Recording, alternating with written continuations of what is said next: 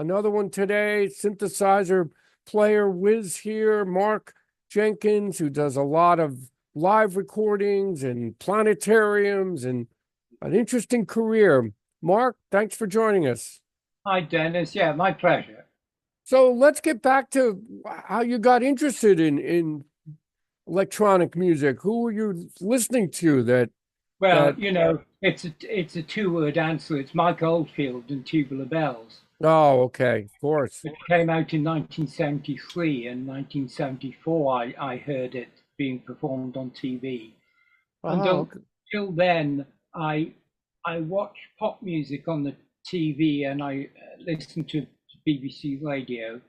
Um, and there were a few songs that I liked, but I never conceived of myself making music in that style.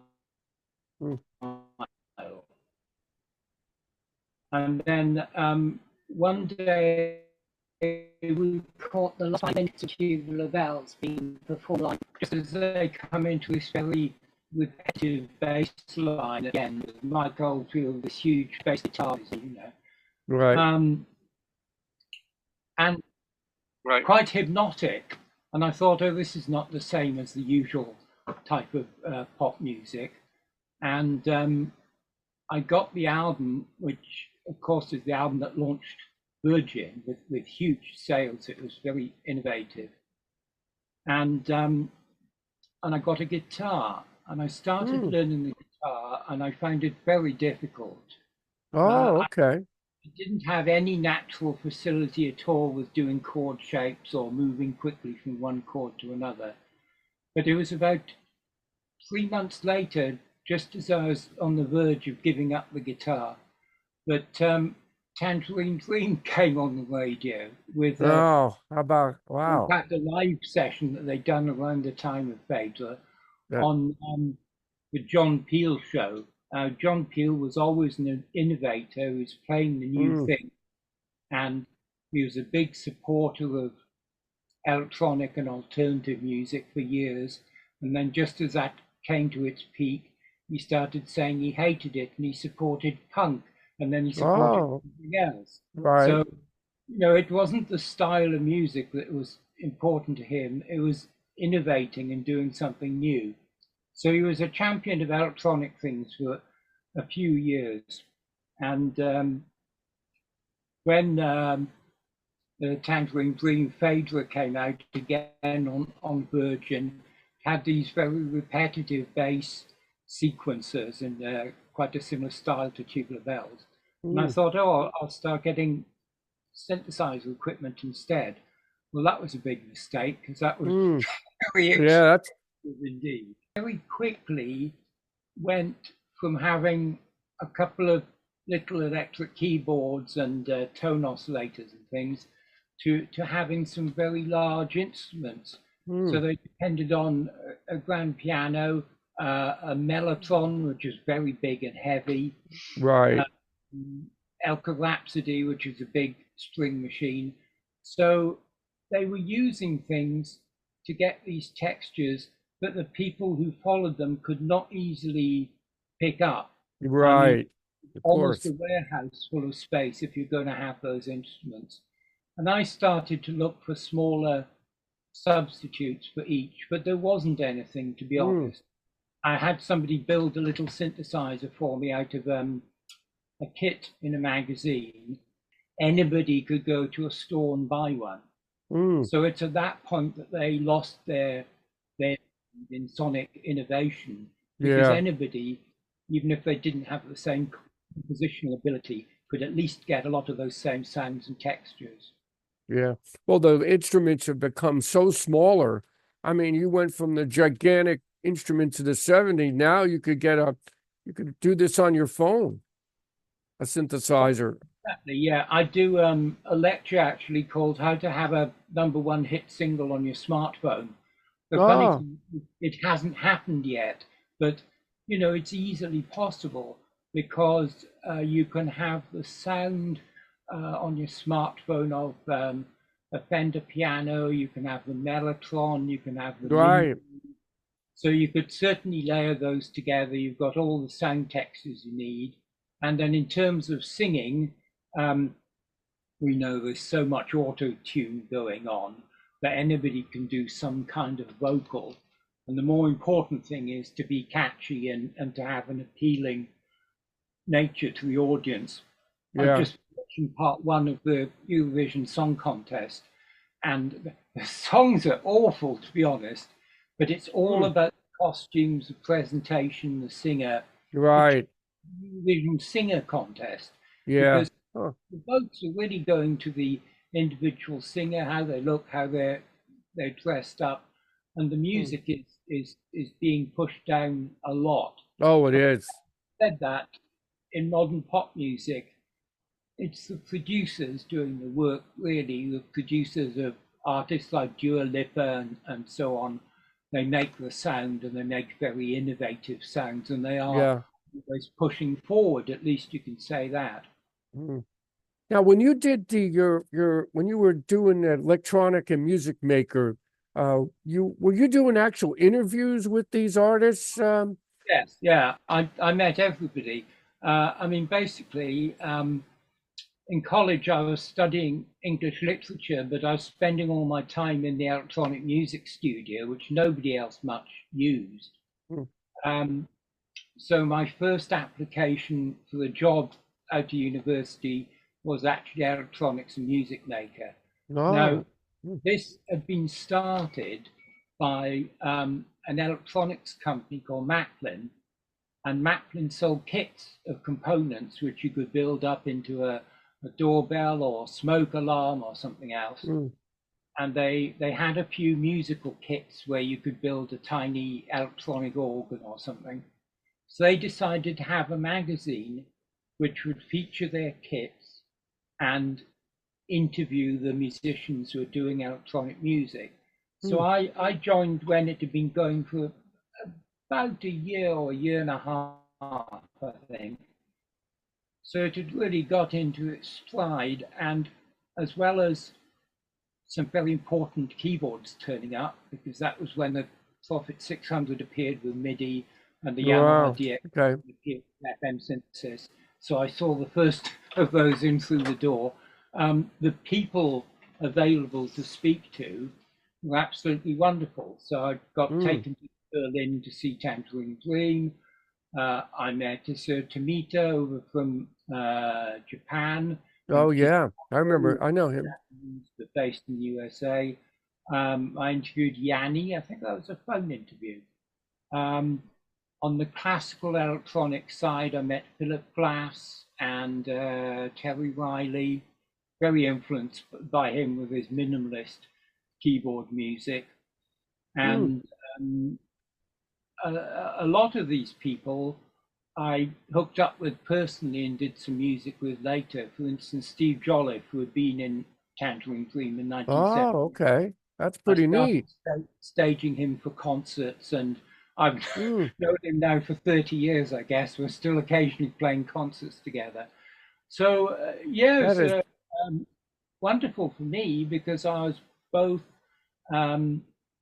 seeing the instruments and being able to play with them, and meeting the musicians and asking the musicians how the hell they did the things they did. And they were all very tight-lipped. Nobody was thinking things, I see now, that's a D50 sound but played backwards, or I see now. The Prophet 5 was used all over the place in the 80s. That was a big synthesizer back then for. And when you know a couple of the sounds, 55, for instance, is all over the place. 55 is a sort of clanging, descending bell. Pat Metheny used it among others. It goes, so it has a background texture and hundreds of things. Then on the Yamaha DX7, it's the tubular bell. It was very obvious to use, but until you'd had your hands on the instrument yourself, you weren't able to say, oh, I see how they did that. And in some cases, you said, oh, I see, that was easy. But in a lot of cases, you said, gosh, they've done something innovative with that. They've taken what they were given but they've gone another step with it. Yeah. I mean, Yeah, that's the Moog sequencer. The Moog sequencer played 8 notes, but on top of that, you attach the keyboard and you play the keyboard as you go along. Faceted, descending pattern that follows you. Ricochet is the primary album there, which is basically a live album. And it took years to understand exactly how amazing their manipulation was of this basic gear that they were given. Yeah. Well, I had an M1 and I really loved it, the Korg M1. That was an innovative instrument at the time. Yeah, I used it to death, and then I put it aside for a long time, and now I have the software version, and the first patch on it, Universe, is endlessly useful. It's a whole, That's a beautiful sound. I love that patch. You know, I've started using it again because if people got sick of it 20 years ago, there's a whole generation of people who haven't heard it now. And salespeople says that he was taken to Tibet and went up into the mountains to a monastery where they were given a Korg M1 to go along with their meditation. This huge noise, Universe, and everybody went and did their Buddhist chanting. They said, "Oh, this has made such a difference to us. It's such a wonderful sound for our meditation and chanting." He said, "Shall we look at some of the other noises?" And they said, "Oh, it does other noises?" So that's something. Had it. They were very, very pleased just for this one sound, and were quite surprised to hear it could do other things as well. So you know that sound was so awesome. I'm upset I sold the instrument. I wish I kept it because it really had a lot of great sounds in it. Yeah, but again, get the software one now. So you started you did a lot of records, Mark, a lot of electronic records. You've had quite a career of music. Well, I started when I was on the magazine, and then on another one called Electronic Soundmaker. Then I moved on to Melody Maker, which is a weekly music paper with an instrument section. And I started doing concerts. There was a big one in Milton Keynes in 1983 called UK Electronica, which was the first of a whole series of festivals. That. So at the same time, I wanted to have something to sell, and I started issuing vinyl LPs just at the time where the CD was coming up very fast. It didn't seem worthwhile doing a lot of LPs, but at the same time, making compact discs was quite expensive at first. So, you know, just as I started, I came to a halt a little bit. But a few years later, when CD became more affordable, actually, it was not so much that as the fact that you could have a smaller quantity. Because at first, you had 2,000 to 3,000. After some years, they said, okay, you can have a minimum batch of 1,000. And that was worth starting with CD, and went on with that with, you know, at least one album a year for 20 years. Now, who distributes your music? Do you have a distributor for your music, or do you just do it yourself? I have had in the past, but then after that had built up, there started to be questions about the CD, and obviously this started about 10 years ago. People saying, oh, you should stop manufacturing CDs and go to download. I never got into download too much. So I had a bit of a hiatus, but now in the last couple of years, I've decided to support CD and push it as hard as possible until it dies. 30 CDs in the last couple of years. More than half of those are a compilation series called Modular Sessions, in which people send their little segments of music over from different countries. Oh, okay. Swap them to other people, or I assemble them myself. So in 25 issues, we've had 40 or 50 people joining in, and sometimes people come back again on a later Oh, date that's great. or have another issue on a similar subject. One of the early ones I did was called Les Femmes Électroniques, which was for all female electronic composers, but overall, there was the same spread as you'd get elsewhere. There was some progressive rock, some new age, some minimalist sessions, and I'm just finishing another one now. I've got 10 new female composers, some absolutely stunning stuff. I've got a girl from Ukraine doing Ukrainian singing over a bed of electronics. I've got some more avant-garde minimalist things. So those CDs, the modular session series, have had good distribution, and you can get them anywhere. The specialist mail order places which will send them anywhere. So you're giving a voice to these artists, which is great, that may not be getting any play anywhere. You're giving them a voice with your expertise and your name. They're all very active in one way or another, but they do have the difficulties that everybody else has. For instance, some of them may say, "Oh, that's lovely, I've never been on a CD before," because they're of that generation. Or, "I've been on a vinyl, but I haven't been on a CD before." And they are finding the connections nice, because some of the girls particularly have got together afterwards and worked with each other, and the males as well. I had one issue, I've got one here somewhere. This is on the first all-female one called Electronique. And this was one that we did, this is Modular Sessions 25, only for German musicians. Oh, look at that.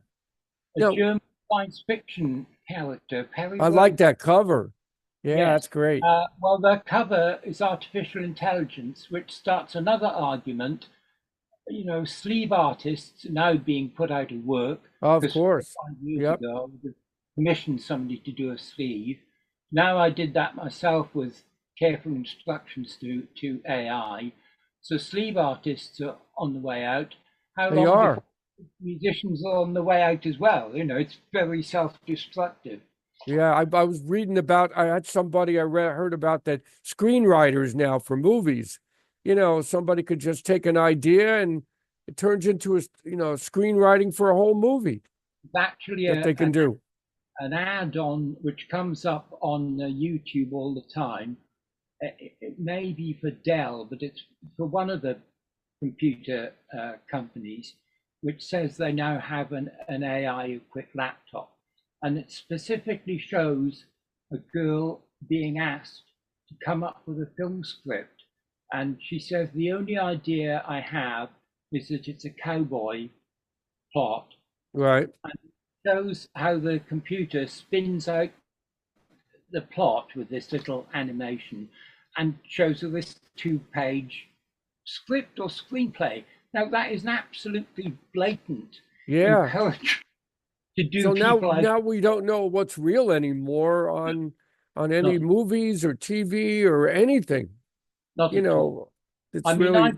I've had some nice AI images for album sleeves, but the most advanced people, as we all know, are generating absolutely lifelike speaking human beings, and they're doing Donald Trump and so on. Right. Before long, there is going to be a major incident of people being fooled by an AI. I agree. Animation of something. And it's something that we've all got to look out for. Right. So I wanted to tell you, we have something in common, Mark.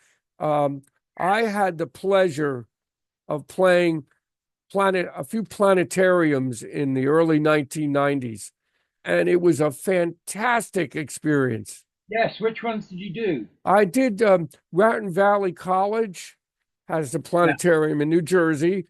The New Jersey State has a planetarium in Trenton. And then there's Ocean County College, a planetarium.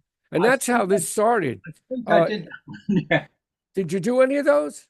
I think I did Ocean County College. Yeah, I did about 10 over the years.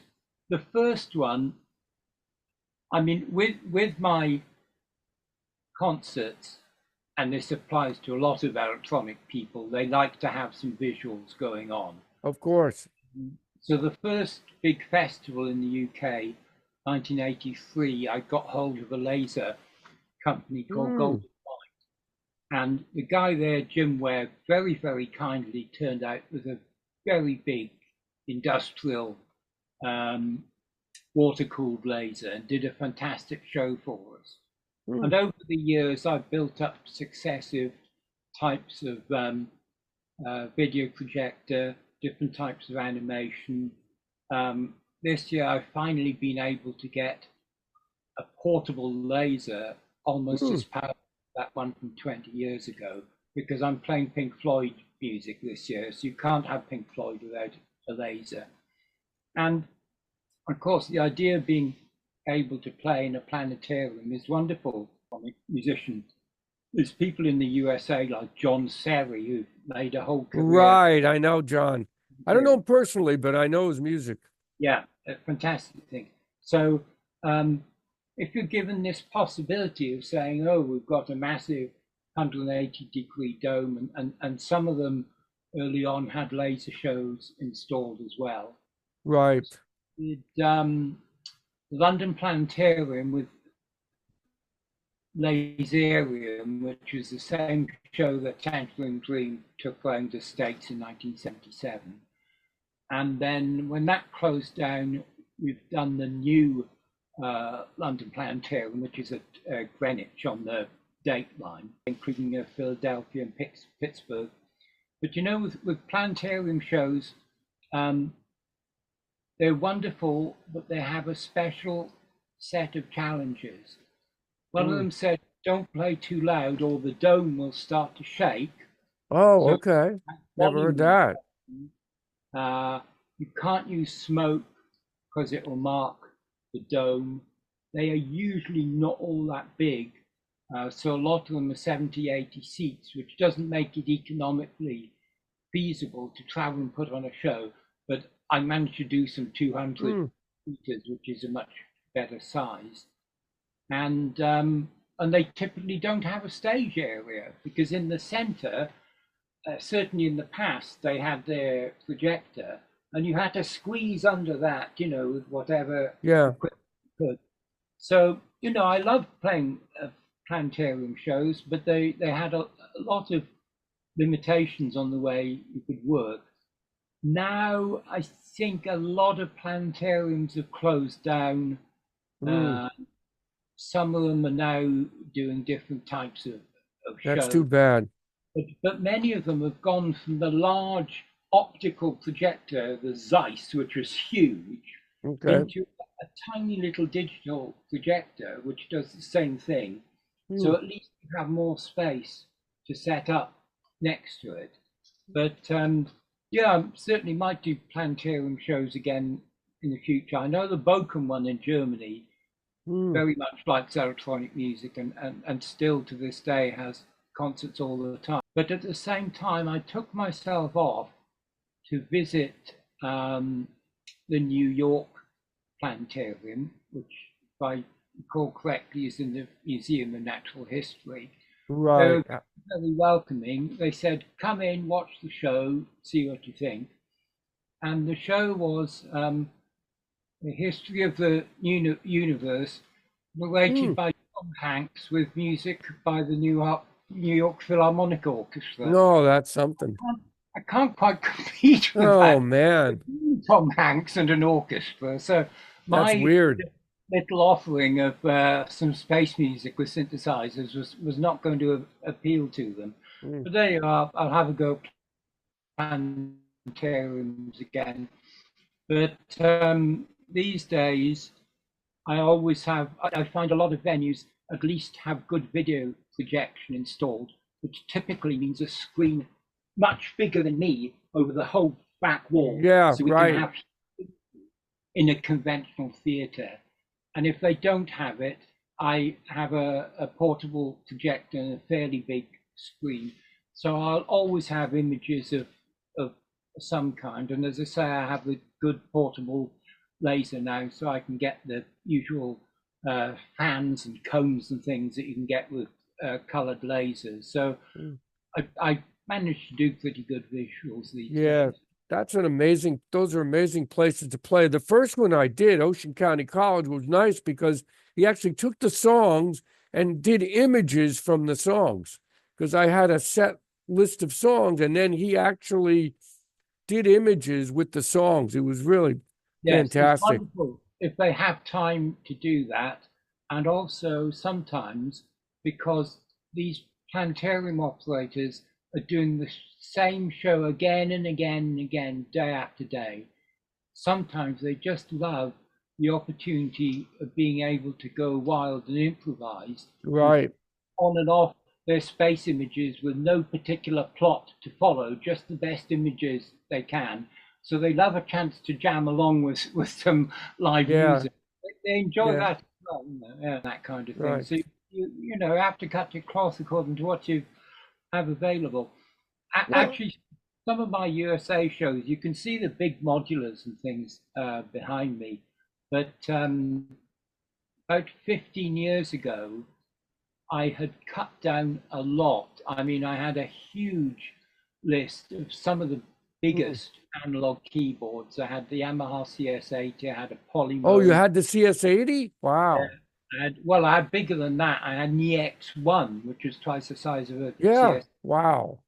But I cut down and down and down, and I eventually ended up with the iPad. When the first iPad came out, there's a very good sequencer software called iSequence. So I had two iPads behind me, facing forwards, facing the audience on a stand, and a third one in front of me connected to a MIDI keyboard. Oh, wow. The USA, I was actually going, I just had a little briefcase with 3 iPads in it, and they just thought I was a businessman. I was never questioned at customs and immigration.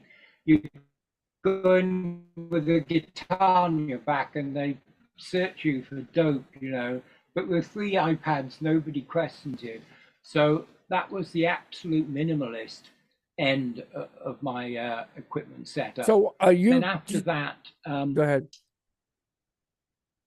Well, then I started building up again. I was going to say, particularly when Eurorack came out, I started building big modular systems again, and then some stuff became available. I mean, let's see some of your equipment here while you're getting up. Let's see some of your gear here.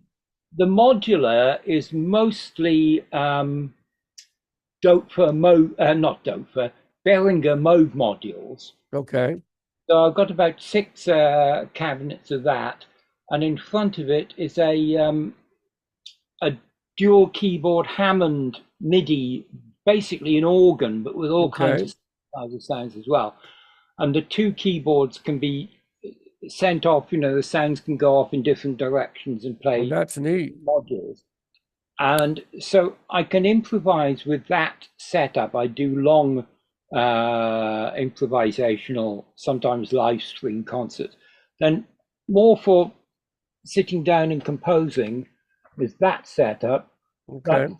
The Korg Oasis, which was the mother and father of all the current. That was a great keyboard. I wish I bought one. Well, I think that's the best sound set ever, and I don't think I ever need to get anything else in terms of sound. And then that just basically plays a Logic setup. I think I've got a piece working. Let me see if I can. Oh, great. I can start this. And let's see if you can hear this piece. There's a bit of guitar and drums. Okay.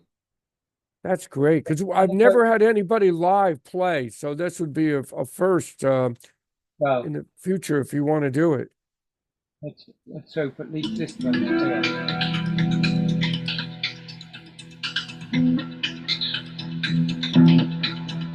There's a bit of guitar there with a bit of phasing, a bit like Edgar Furzer, then a couple of sequences and drums start to fade in. And if you open up the view, you can see the automation edit. Right. Now, is this all software driven? Those sounds, those are all created from software programs? Internal to Logic. Okay. Except some of them aren't. The guitars are a sample. So the way that this displays is that the blue ones are audio recordings. Okay. That's my strum guitar with phasing. That's a drum pattern. But then the green ones are MIDI synthesizers. And the yellow lines show you fade ins and fade outs. So just hear this fade out now.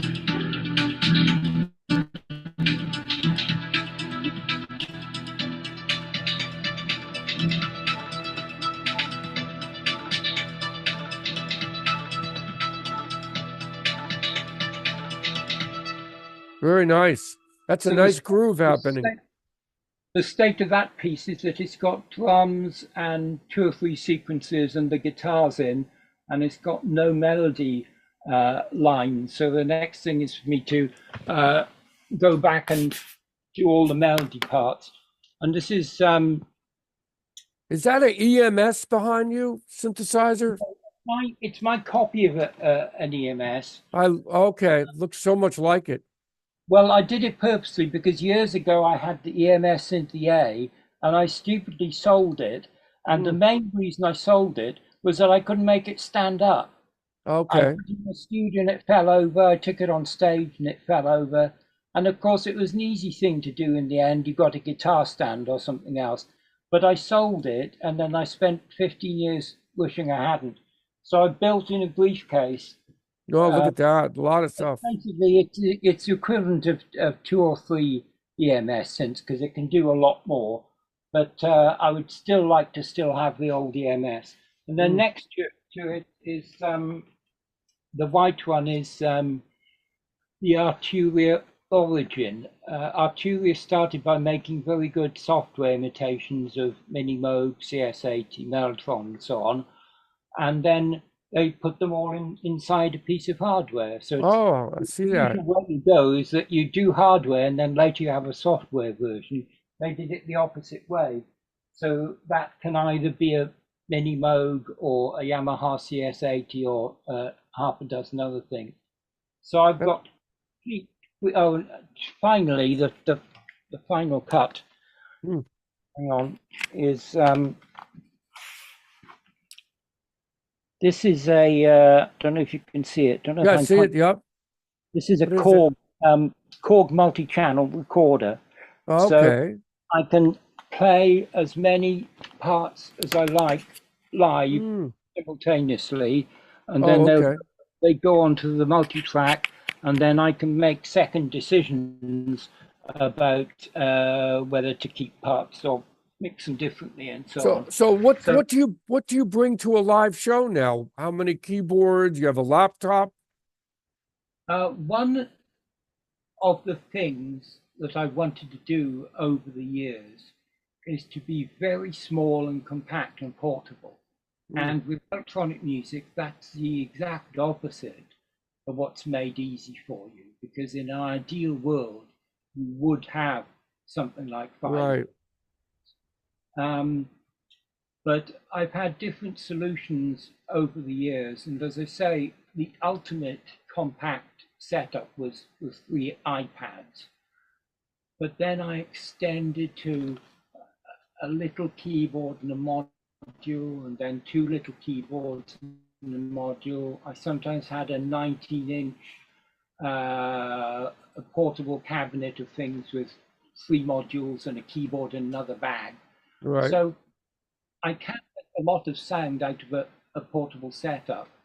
And I also, particularly for playing outside the UK, I had to have something portable.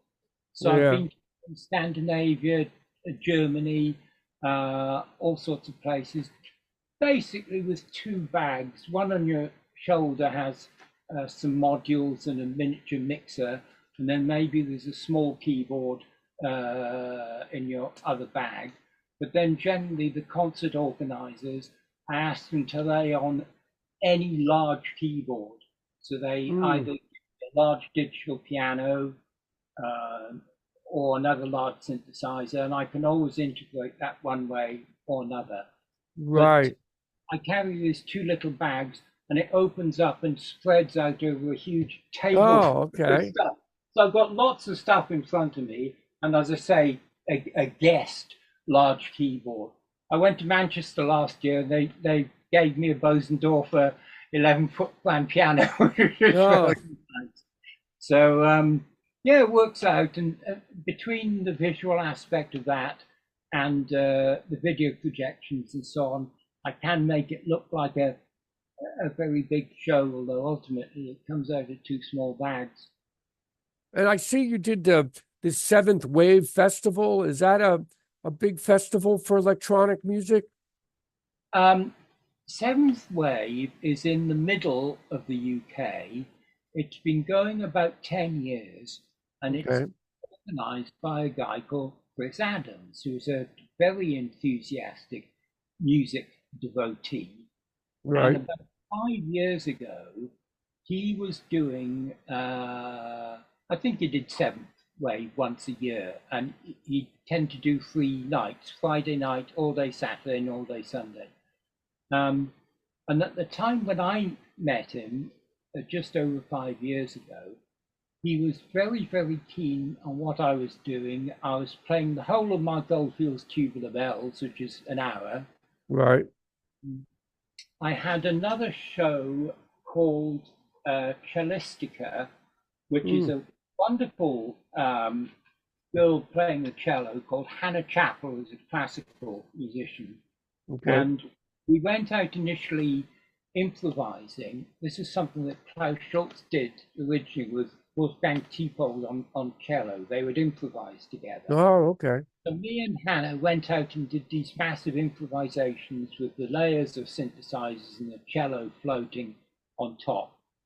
And we called it Cellistica, which is that one. Oh, okay. But then after we'd done a couple of improvised concerts, we thought, oh, we can't sell an album of this. So we spent 6 months sitting down and doing basically cover versions. So we did a Philip Glass, we did a medley of Gary Newman, we did a Mahavishnu Orchestra, which is all Indian scales, right. Challenging for her. We did Billie Eilish's song for James Bond, No Time to Die. Oh, okay. The piano and the melody on cello. So, and we ended with Pink Floyd's Comfortably Numb. Now, Comfortably Numb is generally accepted to be the finest guitar solo ever in the history. I would agree. One of them, yep. It's really crazy to take it on. You took it on as a dueling keyboard and cello. So that must have been intense. Closing solo, and that ends the CD. So we've been promoting that, and that's one of my few duo shows. That's somewhere where I do much more conventional music, and if we ever do any more songs, we're going to do some Lady Gaga and other things. It's a question of keeping up with what people know. Right. I suggested doing Dua Lipa, and people laugh at me because Dua Lipa has been on the go for about 5 years now, and 5 years seems an awfully long time. What we would cover that was absolutely up to the minute and came out this week, I don't know. I mean, if we do Lady Gaga, people will laugh because she's just on a 7th album. Most young people will only enjoy very disposable pop songs, and as we were discussing earlier about this, or the look of the artist and the song is a disposable element to them. That is.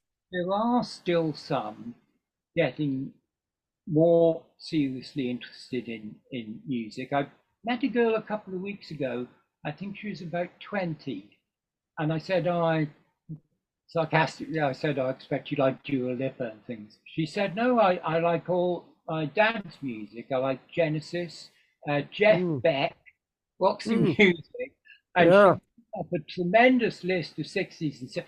And the people who really appreciate music happen is they listen to something that's come out this week and they say that's nice, and then they listen to something that comes out next week, but they never go back into the past history of that's that true. type of, and so I wonder That's where true. this came from, and I wonder why people are doing this kind of music now, and they don't go back. I mean, when I was getting into electronic music, somebody said, "Oh, that sounds like Jimi Hendrix," and I totally wasn't familiar with Jimi Hendrix. He's a little bit before my time because I think I Right. was 13 when. So I went back and found out about it, and now I've heard Jimi Hendrix, and I can tell you about him. But younger people, even the ones where they do develop some interest in music, um, develop it mostly to do with what's happening absolutely this moment, and don't Well, pick it's up these kind of old. it's kind of disposable these days. Yeah, You have the smartphone, you're yeah. going through Well, songs. Oh, okay, that's and as good. you know, the other big thing at the moment, particularly to do with TikTok, is the 90-second pop song, because people Mm, are literally composing right, 1.5 minute songs, and there isn't a long version, and that's what people are listening to, the 90 right. seconds. Now, to be fair, there are some younger people. There's still devastating jazz musicians coming Mm, out, very young ones, and of course, classical musicians. Um, but I don't see a whole lot of young people coming up saying, "Oh, I'm going to play progressive rock like Genesis." And no, in some ways, they've got an argument because they won't find a market for it if they do, or at least right. not That too. not enough market local to home for them. Worldwide, you can still do progressive rock and things, but if you live in a particular town and you want a career doing progressive rock, there's just not enough concentrated audience anymore. No, you're not enough places to play, not enough, um, anything. And the only way musicians survive now is they have to play live and a lot of shows, and that's how they're going to sell merchandise these days. I don't know if you don't have a record deal, which nobody really, many people have anymore. You've got to sell it yourself at shows. Yes, I mean particularly with CDs because Yep. otherwise you want a download. But if you're doing shows, you can sell T-shirts. I mean, I sell T-shirts all the time at shows, and do as well out of them as I have done out of selling the CD. What I've Right. started doing now is because I know there's some people who don't have a CD player anymore. Hmm. So I put the whole show on a gigabyte memory stick That's and smart. sell them the memory stick. They can push the music off that and keep the memory stick. So it's quite a good deal. But I would prefer to be still making a CD just because of the physical presentation of being able to give people a CD. Yeah, And as I put a lot of effort into the artwork and things. That's my version of Dark Side of the Moon. So that's oh, I like that. Dark Side So with a Moog synthesizer. So how long? I've done this artwork and I've done all the Hmm, sleeve notes. I'd like to sell people the CD, but if they hmm. absolutely So can't use a CD, then I will sell it to them on a memory stick. how long does it take you to come It's up the only with way to go. like how long does it take you to copy these really complex music? Almadon, you did Dark Side of the Moon, and now what's your new show? What are you playing now live? What's This the new year, well, I'm doing Wish 50 You Were years. Here? I did 50 years of Tubular Bells, 50 years of Kraftwerk's Autobahn, which was last year. Right. Yeah, I'm doing Pink Floyd's Wish You Were Here. Now, I like Wish You Were Here, and there's a lot of good material on it, but it's not all that long. I think the whole album is 40 minutes. Okay. I thought, I wonder what else was going on in 1975. I did a bit of research into the politics and social history of 1975. People are quite shocked about what was going on because they don't realize that the Sex Pistols started in 75. Right. It was That's two true. years later we were deep into punk, but they'd started in 75 when Pink Floyd was still at their height. So I did an arrangement of most of the Pink Floyd album, but then I looked for other pieces, and it turned out I'd covered a Yes song from Relayer in Oh, 1975. really? That's a tough record to copy. Well, right, it's the song at the end called Soon, and that's Right. not so difficult. It's more No, that one isn't, but yeah. Sound Chaser and The others. voice.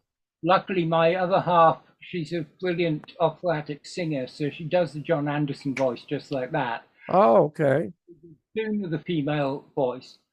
Um, and then I found an Emerson, Lake and Palmer from 75, a Mahavishnu Orchestra, a lot of things.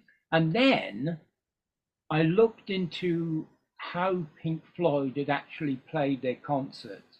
And Hmm. it turns out that in 75, they filled half of the concert set with Animals, which was going to be the next album 2 years later. And Okay. there's a lot of good stuff on Animals. So I do exactly what Pink Floyd did in 75. I give them big chunks of Wish You Were Here, and I give them big chunks of Animals. Uh, Okay.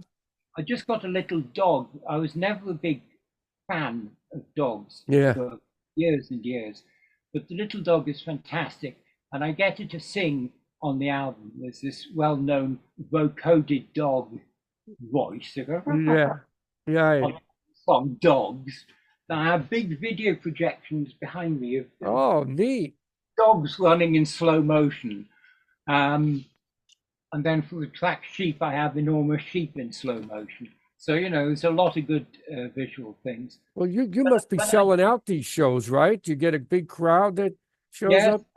not too bad. I've just done the first two in fairly small venues, and the venues get bigger and bigger as the year goes on. When I play concerts, I don't try to make a tour of a week or 2 weeks. It's too difficult. Right. I do one show every couple of weeks for the year. So I started last month, and I'll be playing right through until late October at least. Also, that means I can slip out and play overseas, or I mean, in between shows, I make more T-shirts and so on if I've sold out of T-shirts. Are you going to come to the States at all, or is it kind Well, of I hard now? would like to if anybody offers, and as I mentioned, it's a very, very simple setup because I only turn up with one small case full of stuff with a That's finished. something. If you've got video projection, then we're done and we're ready to go. So I can do 2 hours basically. I play Wish You Were Here and some other 1975 stuff, and I play Animals and some other 1975 stuff, and then I have a little Pink Floyd cherry on the top at the end, Yeah. just to get back to the original theme. But next year, I mean, I'd like to play some Pink Floyds, but if people want some advance notice for Right. 2026, I'm doing the whole of Jean-Michel Jarre's Oxygen, which will be 50 Oh, years yeah. in Hmm. 2026. Now, Jean-Michel, who I've met and interviewed, is almost certainly going to be doing something big himself. But I Yeah. imagine his would be on a bigger scale and the ticket's a bit more costly than mine. So I'll be able to go and do small and medium-sized places and do the whole of Oxygen with some light Wow, that's fantastic. and computer graphic animations. So I'm thinking ahead. And that, well, you asked how long it took to do albums. I'll stop concerts about October, and then over the winter I'll start hastily Well, put the next show together. And by about April the following year, I emerge and I'm ready to start playing it. So that's the so, plan. so where can everybody find your music, Mark? I mean, especially here in the States, how can we buy those CDs you showed and some of your other Yes, music? the best outlet at the moment is CD Services, which is the Okay. mail company in Scotland, but they're very, very used to shipping to the USA and do it all the time and know how to get the cost down. The other Okay. thing about CDs in particular, okay, this was the old way to do CDs in a Right. Yep. book like that. And once you pack that in an envelope, that becomes quite expensive to post. So for the last couple of years, I've only been doing these thin slipcases. That makes sense. And one of the ideas of that post-COVID is that mailing costs have gone up so much. So I want Oh, no. by doing this thin, lightweight CD, so people in the USA can order and they won't get too much postage cost. Okay. Because I want to buy some of your CDs, to get some of these to hear them. Yeah, it's cd-services.com. Okay. Great. And I have an outlet in Germany, Q, and in Netherlands, Groove, but CD Services, I think, is the best equipped to ship internationally. I'm also open to having a USA distributor. In the past, distributors said, oh, we'd like to take something on, but we want to take on a whole catalog, so we've got a lot to work on. Well, at the moment, my catalog is over 30, getting on for 40 titles. So now I think it may be too big for people to take on. Well, there's a company in Massachusetts. I can't think of the name right now, but they carry a lot of experimental music and they carry a lot of labels. I'll get that to you. Do send me any links, because I will. You could start with 4 or 5 titles, see how they go, and then add a lot of the others. But that's what I got stock of, about 40, but 25 of those are these modular sessions, collaborations, so they're multi-artist titles, although I have my finger in many of the tracks, so they sort of keep to a style as well. Now, do you sell the T-shirts also, or is that just at the shows? That would mostly be at shows, but okay, can certainly ship T-shirts overseas. I haven't looked at the cost of. Yeah, got to be expensive. Well, they sell out at shows, and then I just order enough for the next 1 or 2 shows. Okay. But I have put a couple of them on eBay. I think I only have to tick one box for that to become available to the USA as well. So I'll have to look at that. I would like to arrange. It would be nice to arrange in the future, maybe a live set you do, not any copied music, just an improv set. Yes, I've got one on YouTube, which I can't think of a quick link to, but just look for Mark. I'll check it. I've got an hour concert, and it basically is mostly based on the big modular system behind me. Okay. With a lot of complicated sequencing. It starts with some, it's supposed to be a history of electronic music. It starts with organs and backwards tapes and things, like in the very early 70s. Then it goes on with some very simple sequence patterns. Okay. It becomes more and more complex as the instrumentation becomes more sophisticated. And then it's cutting back and forth to the big Korg keyboard with very lush sound. So it's quite a nice, satisfying set. I think that's had about 7,000 plays, which is a couple more of those. But instead of doing more of those improvisations, I've spent a long time changing the equipment. Thing is, my Logic setup within the software and with all the soft synths I have plugged into that is always available, and I can keep working. But the hardware system changes a lot, and when you pull something down, all your cables come out from the back, all your power supplies come apart, and it takes ages to put things together again. Yeah, I imagine. Endless amount of sounds and things you could do with electronic music. Well, it's too many options in a way. That's true. You're right. to set things up, I've got maybe 6 things that I could put in a particular position. It takes me a month to decide which is best. Well, that's no help to being creative. So as I say, I turn out less with the hardware than I do with a sort of software hardware combination. The combination is I'll always play guitar. That'll be a acoustic element, and sampled drums of various kinds. But the software synthesizers, let's face it, they have been for some years so good that the performance is just what you're getting from hardware.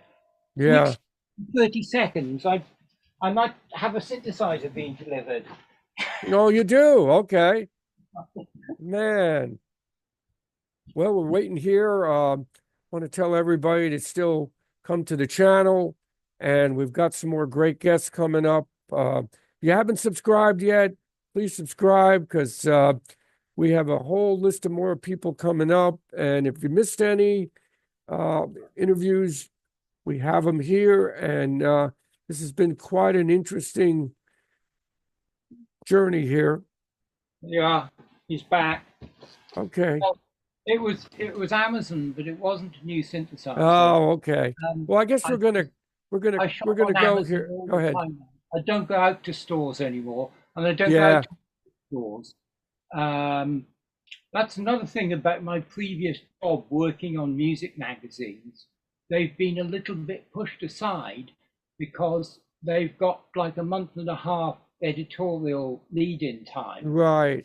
For that, you can hear new synth on YouTube. Right, in no time. The sound. So, I don't go to stores for food anymore. I don't go for synthesizers. Yeah, I don't blame you. Gives you plenty of time to sit in the studio and work, at least. Yeah. Well, I think we've run out of time here, and this has been a fantastic interview, Mark, into your world of keyboards, electronics, and just keep playing, and people will come to the shows if you have this laser show, plus all the electronics you put into it. It's really great, and keep up the great music. Thanks, Dennis. I'll stick at it.